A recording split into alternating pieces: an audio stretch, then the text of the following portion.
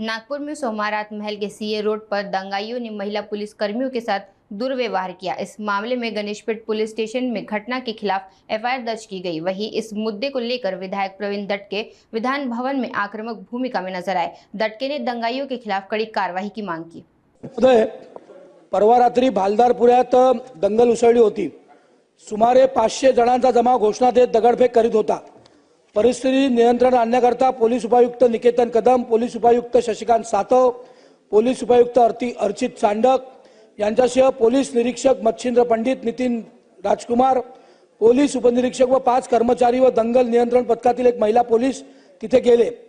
जमावाने पोलिसांवर दगडफेक करायला सुरुवात केली। त्यात शिवीगाळ सुद्धा सुरू झाली।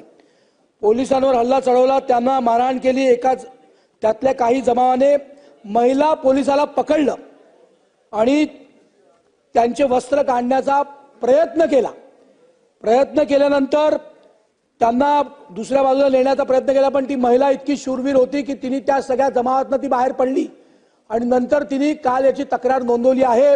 माझी आपल्या माध्यमातून सरकारला, माननीय मुख्यमंत्र्यांना, माननीय गृहमंत्र्यांना विनंती आहे की त्याचा सीसीटीव्ही फुटेज आहे तो सगळा पोलिसांकडे आम्ही दिला आहे।